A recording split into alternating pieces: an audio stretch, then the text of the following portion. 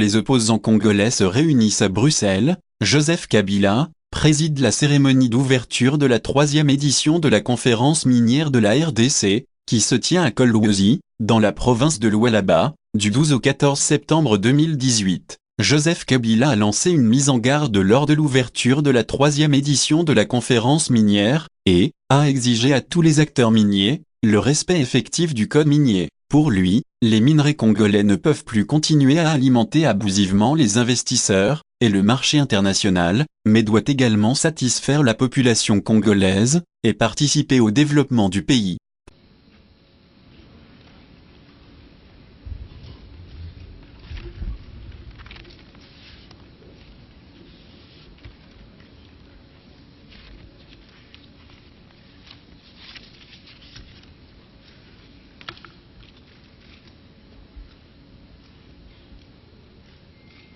Monsieur le Premier ministre,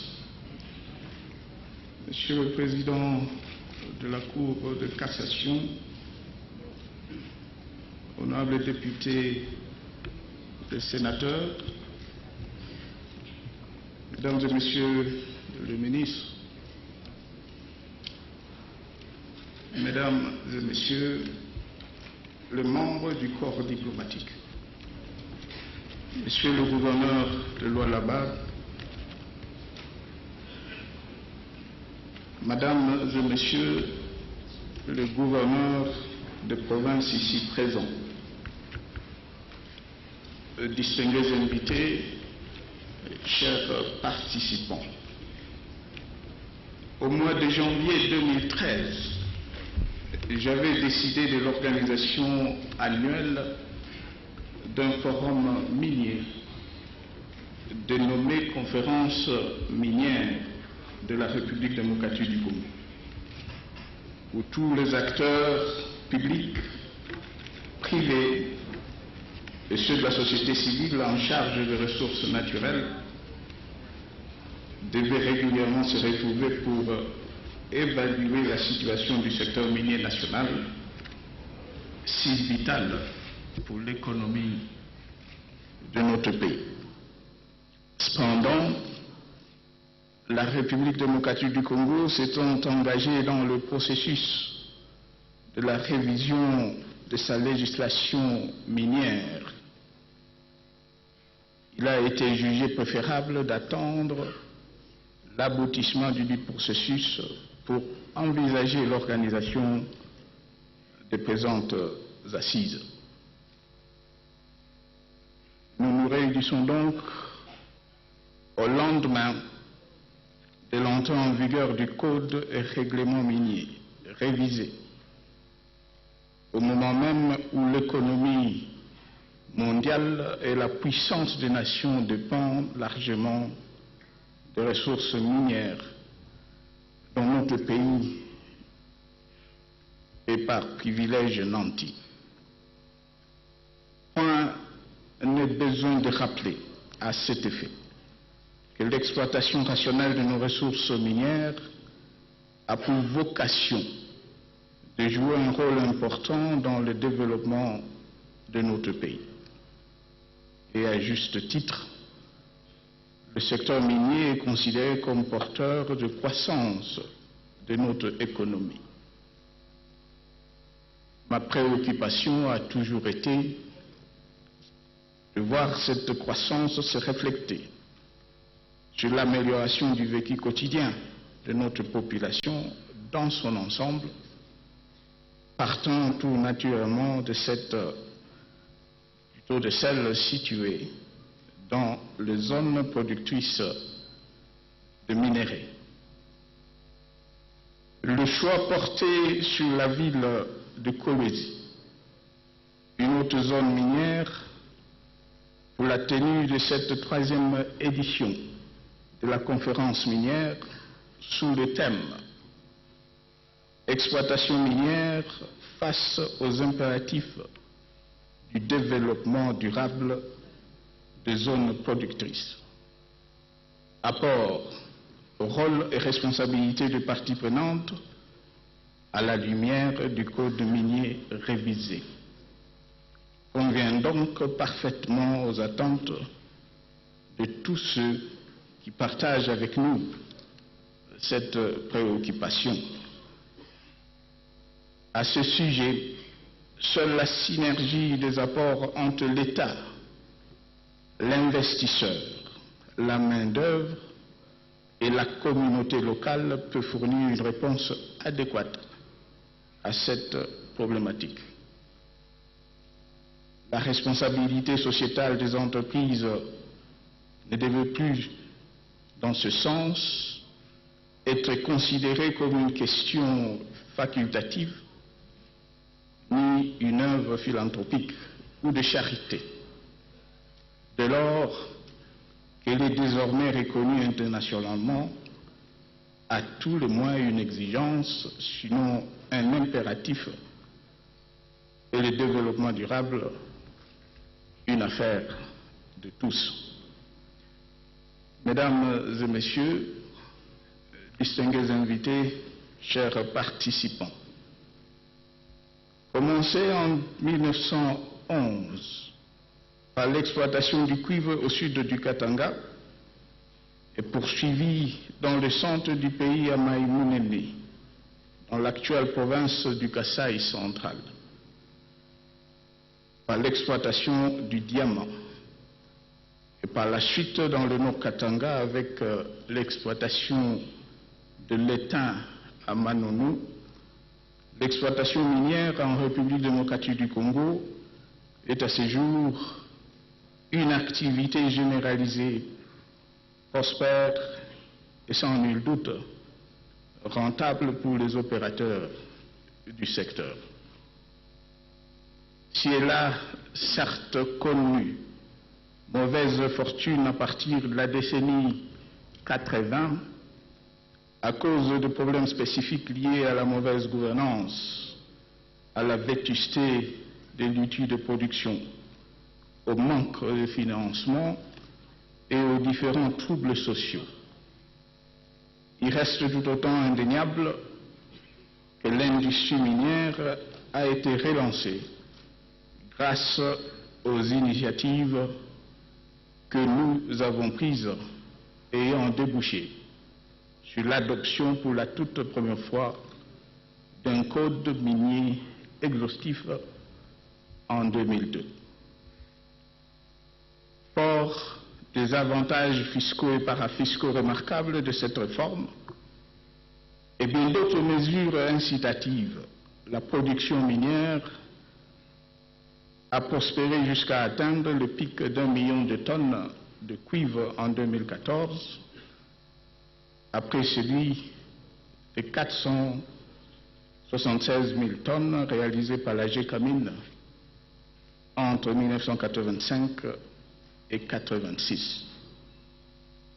Elle a été aussi, grâce à la paix et à la stabilité retrouvée au cours de la dernière quinzaine d'années.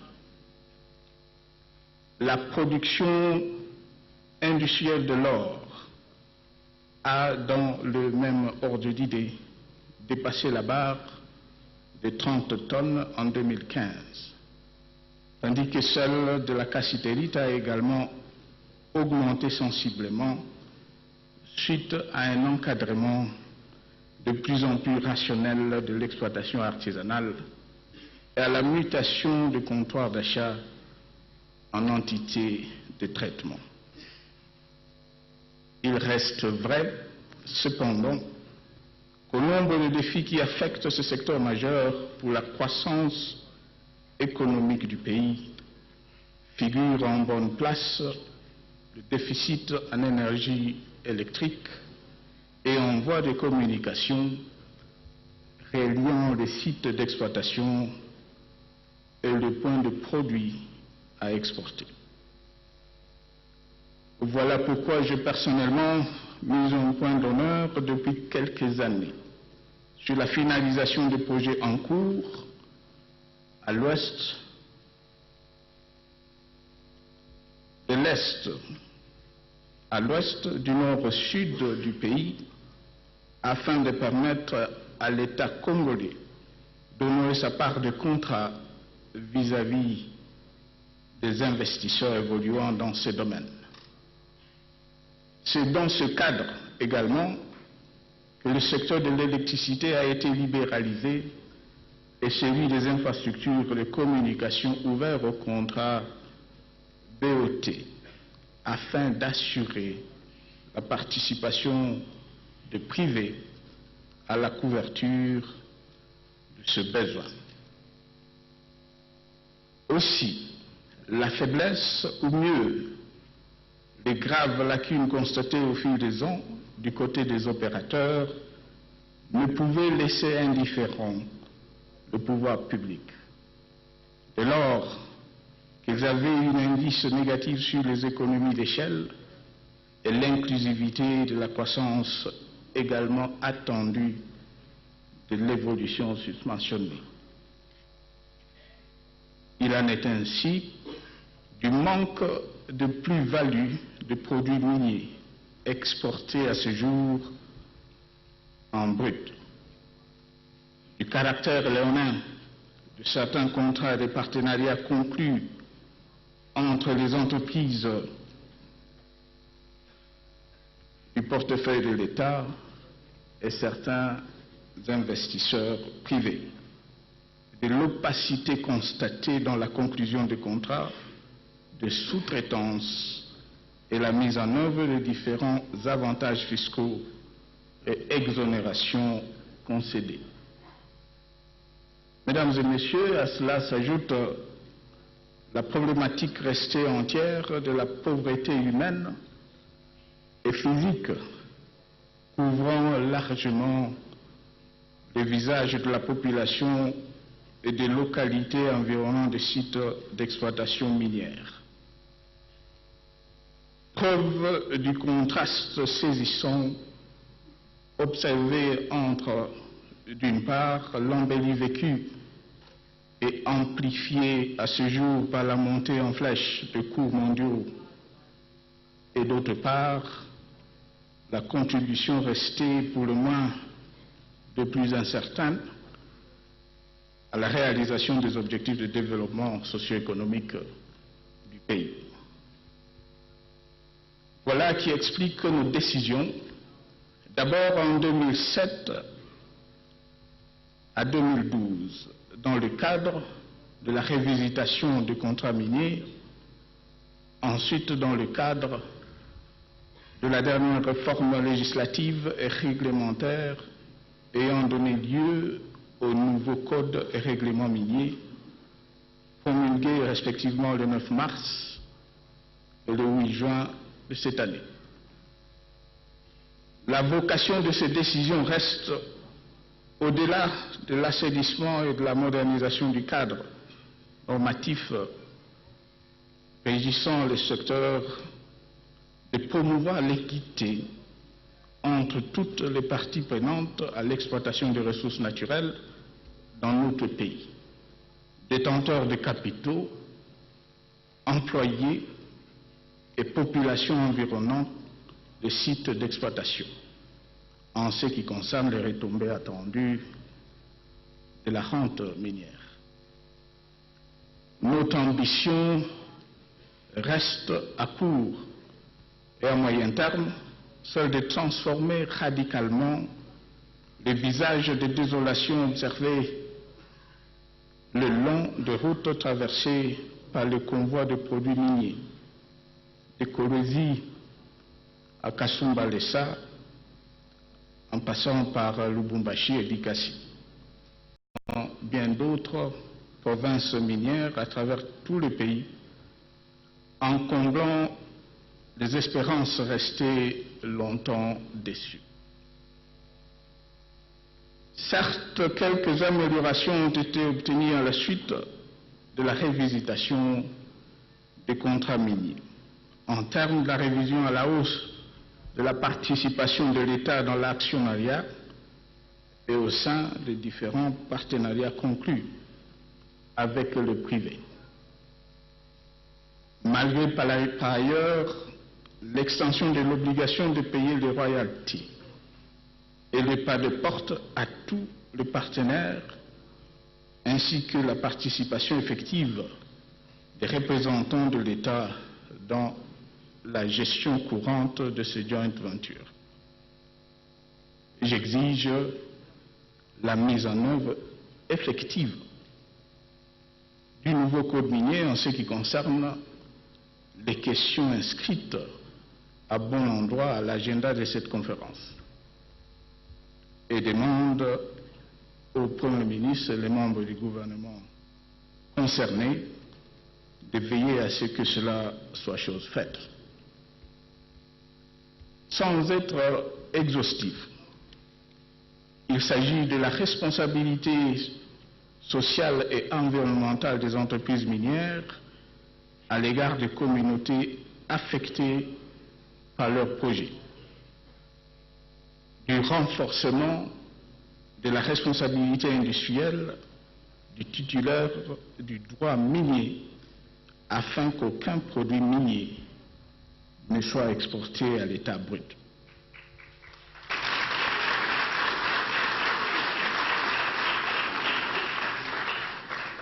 Il s'agit de la participation des Congolais dans le capital des entreprises minières et à la mise en œuvre effective de l'exclusivité leur reconnue dans la réalisation de la sous-traitance.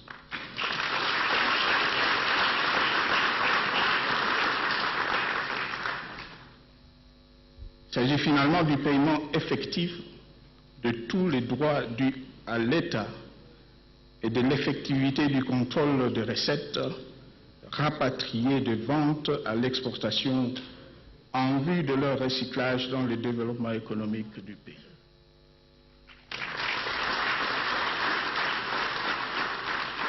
Mais de la même façon, le gouvernement a l'obligation de faciliter au maximum les différentes opérations liées à l'activité minière en libérant de toute lourdeur et tracasseries administratives, policières et douanières, et ce, à la faveur de l'opérationnalisation du guichet unique créé à cet effet, en sécurisant au mieux les sites de production et en luttant contre l'utilisation des enfants dans les carrés miniers.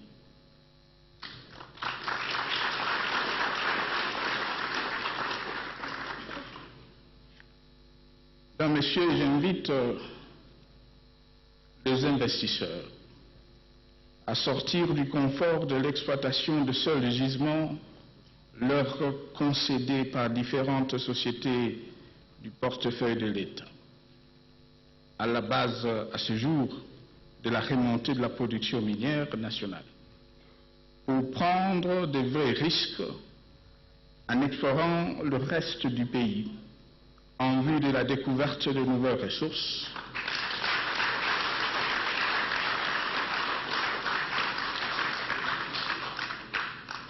encore plus audace plutôt que de s'appuyer uniquement sur l'ancien patrimoine reconnu de l'État.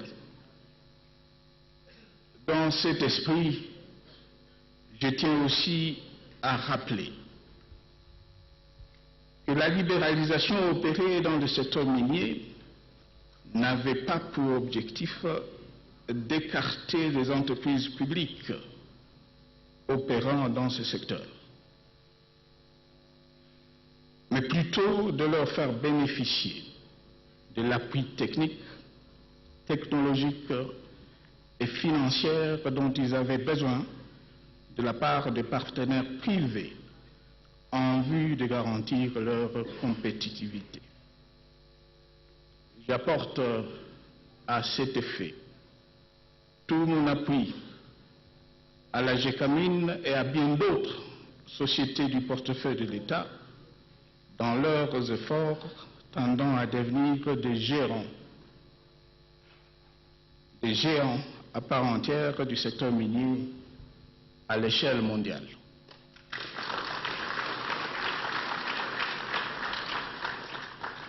Mesdames et Messieurs, distingués invités, il est évident que les minerais du Congo ne sauraient continuer abusivement à ne satisfaire que les commodités des investisseurs et du marché mondial, il devait aussi et avant tout améliorer les conditions de vie des Congolais et participer à la modernisation du pays.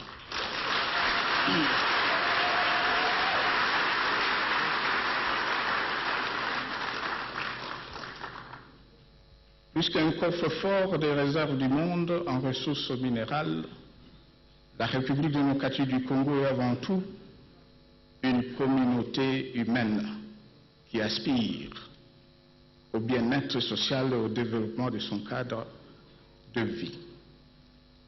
D'où la nécessité de voir les ressources générées dans le secteur être réinvesties dans d'autres secteurs porteurs de croissance, à l'instar de l'agriculture, qui dispose d'une grande capacité de générer les effets d'entraînement sur notamment l'entrepreneuriat des jeunes.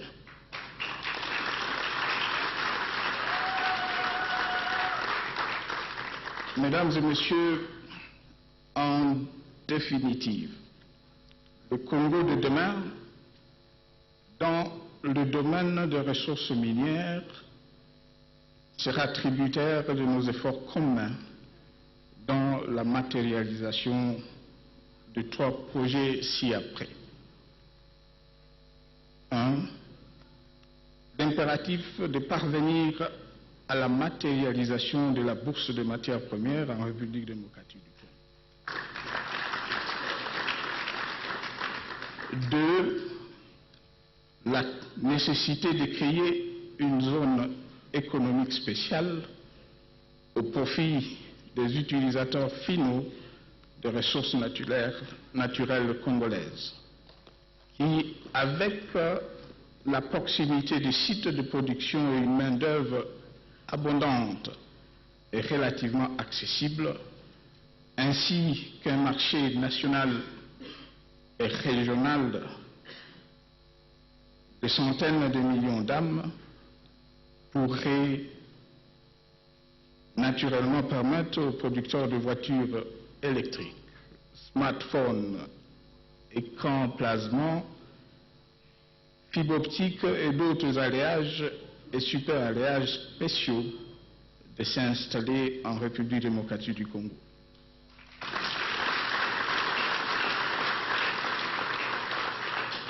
S'installer en République démocratique du Congo, réaliser de bonnes affaires, créer de nouveaux emplois en faveur des jeunes et participer ainsi à l'industrialisation et à la croissance inclusive de l'économie nationale.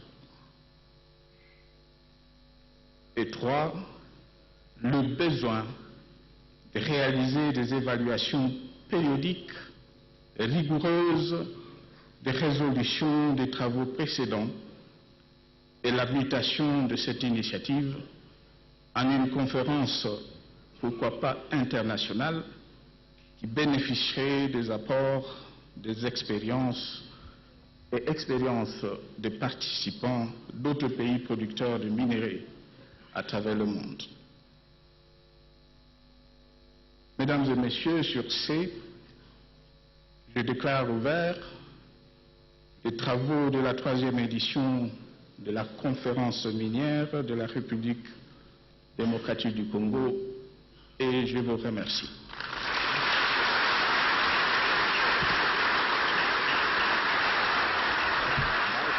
Vous l'avez souligné.